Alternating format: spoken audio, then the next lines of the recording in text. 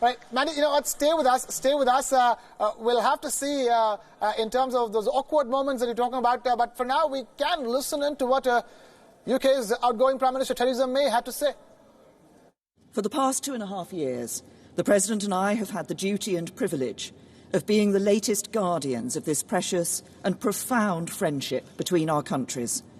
As with our predecessors, when we have faced threats to the security of our citizens and our allies, we have stood together and acted together. When Russia used a deadly nerve agent on the streets of our country, alongside the UK's expulsions, the President expelled 60 Russian intelligence officers, the largest contribution towards an unprecedented global response. And in Syria, when innocent men, women and children were victims of a barbaric chemical weapons attack, Britain and America, along with France, carried out targeted strikes against the regime.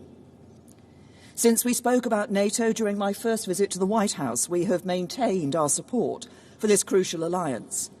Thanks in part to your clear message on burden sharing, Donald, we have seen members pledge another $100 billion, increasing their contributions to our shared security. And I'm pleased to announce that NATO will soon be able to call on the UK's Queen Elizabeth-class aircraft carriers and F-35 fighter jets to help tackle threats around the world. Today, we've discussed again the new and evolving challenges to our security, our values and our way of life. We share the same view about their origin and our objectives in meeting them. But, like Prime Ministers and Presidents before us, and no doubt those that will come after, we can also differ sometimes on how to confront the challenges we face. I've always talked openly with you, Donald, when we have taken a different approach, and you've done the same with me. I've always believed that cooperation and compromise are the basis of strong alliances, and nowhere is this more true than in the special relationship. Mr. President.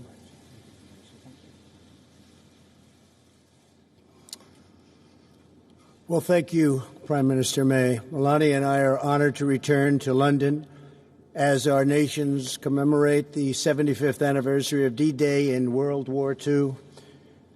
We want to thank Her Majesty the Queen, who I had a lovely dinner with last night, a fantastic person, fantastic woman, for so graciously inviting us to this state visit.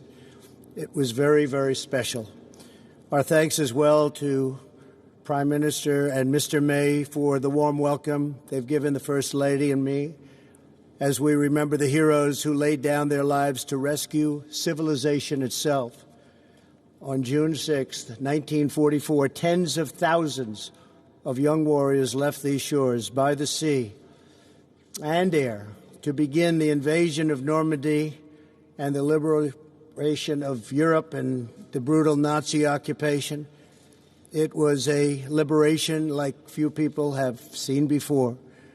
Among them were more than 130,000 American and British brothers in arms. Through their valor and sacrifice, they secured our homelands and saved freedom for the world. Tomorrow, Prime Minister May and I will attend a commemoration ceremony in Portsmouth, one of the key embarkation points for the invasion. More than 1.5 million American service members were stationed right here in England in advance of the landings that summer.